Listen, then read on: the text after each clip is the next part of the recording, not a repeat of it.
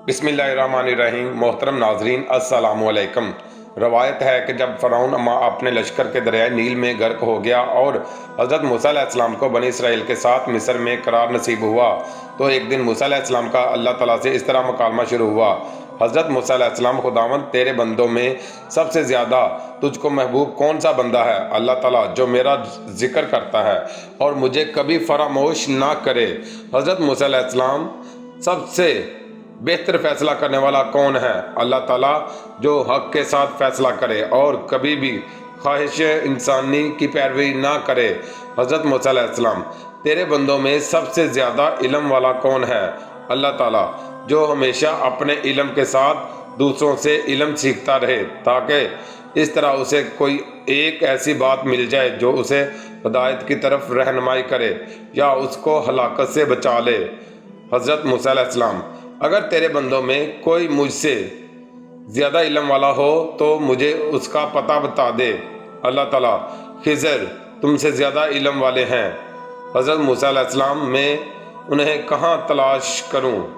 अल्लाह ताला, साल समंदर पर चट्टान के पास। हज़रत मूसा अलैहिस्सलाम, मैं वहाँ कैसे और किस तरह पहुँचूँ? अल्लाह ताला, तुम एक टोकरी में एक मछली लेकर सफ़र करो, जहाँ वो मछली गुम हो जाए बस वहीं खिज़र से तुम्हारी मुलाकात होगी।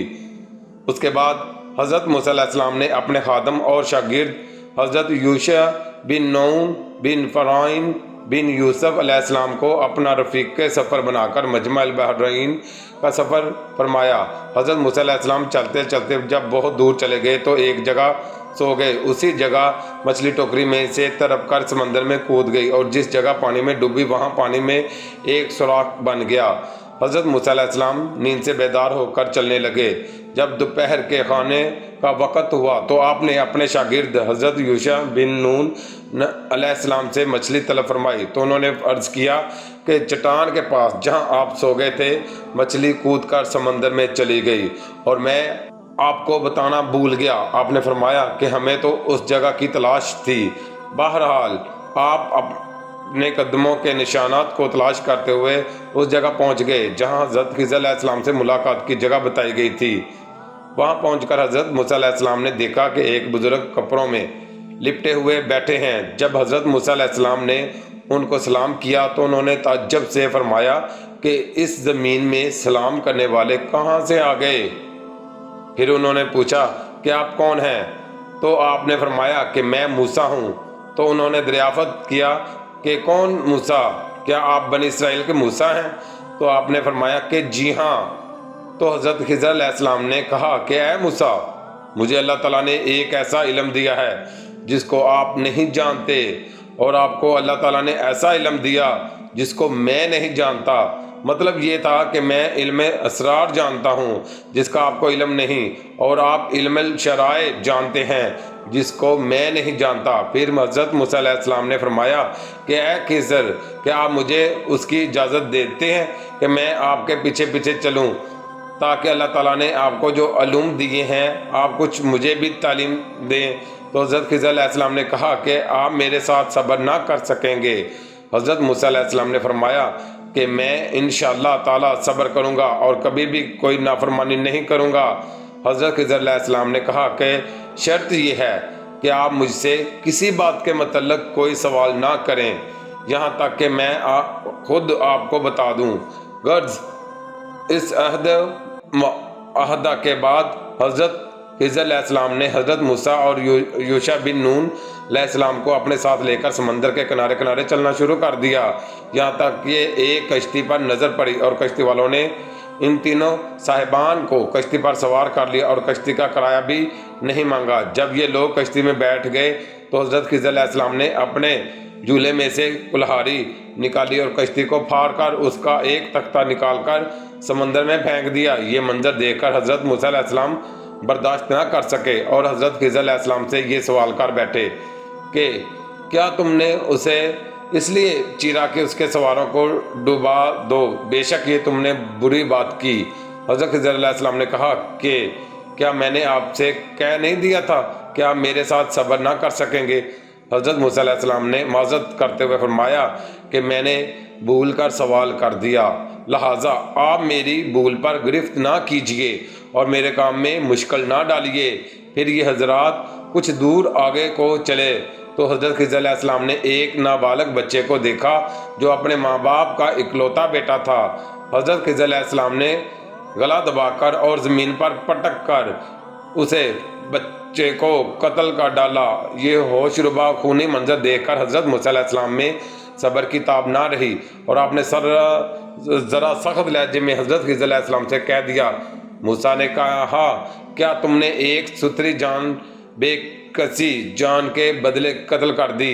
بے شک تم نے بہت بڑی بات کی۔ حضرت خضر علیہ السلام نے پھر یہی جواب دیا کہ کیا میں نے آپ سے یہ نہیں کہا تھا کہ آپ ہرگز میرے ساتھ صبر نہ کر سکیں گے؟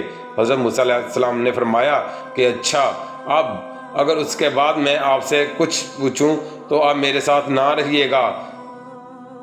اس میں شک نہیں کہ میری طرف سے آپ کا عذر پورا ہو چکا ہے۔ پھر اس کے بعد ان حضرات نے ساتھ ساتھ چلنا شروع کر دیا، یہاں تک کہ یہ لوگ ایک گاؤں میں پہنچے اور گاؤں والوں سے کھانا طلب کیا، مگر گاؤں والوں میں سے کسی نے بھی ان صالحین کی دعوت نہیں کی۔ پھر ان دونوں نے گاؤں میں ایک گرتی ہوئی دیوار پائی تو حضرت خضر علیہ السلام نے اسم اعظم پڑھ کر دیوار سیدھی کر دی۔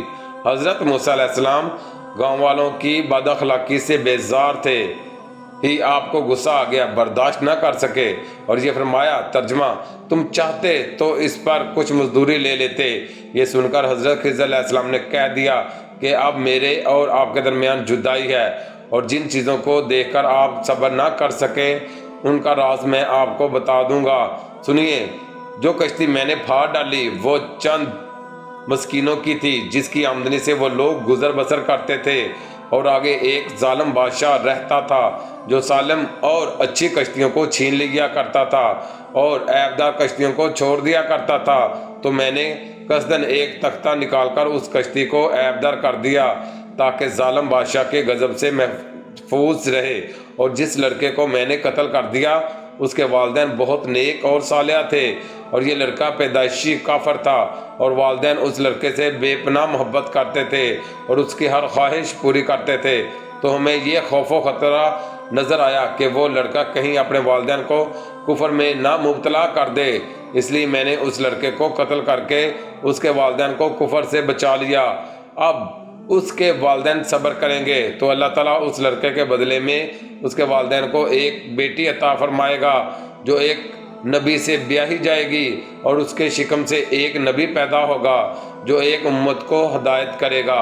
اور گرتی ہوئی دیوار کو سیدھی کرنے کا راز یہ تھا کہ یہ دیوار 2 یتیم بچوں کی تھی جس کے نیچے ان دونوں کا خزانہ تھا، اور ان دونوں کا باپ ایک صالح اور نیک آدمی تھا۔ اگر ابھی یہ دیوار گر جاتی تو ان یتیموں کا خزانہ گاؤں والوں نے لے لینا تھا، اس لیے آپ کے پروردگار نے یہ چاہا کہ یہ دونوں یتیم بچے جوان ہو کر اپنا خزانہ نکال لیں، اس لیے ابھی میں نے دیوار کو گرنے نہیں دیا۔ یہ خداوند تعالیٰ کی ان بچوں پر مہربانی ہے۔ اور اے موسیٰ علیہ السلام، آپ یقین و اطمینان رکھیں کہ میں نے جو کچھ بھی کیا ہے اپنی طرف سے نہیں کیا ہے، بلکہ میں نے یہ سب کچھ اللہ تعالیٰ کے حکم سے کیا ہے۔ اس کے بعد حضرت موسیٰ علیہ السلام اپنے وطن واپس چلے آئے۔ مزید ایسی ویڈیوز کے لیے چینل کو ضرور سبسکرائب کریں۔ شکریہ۔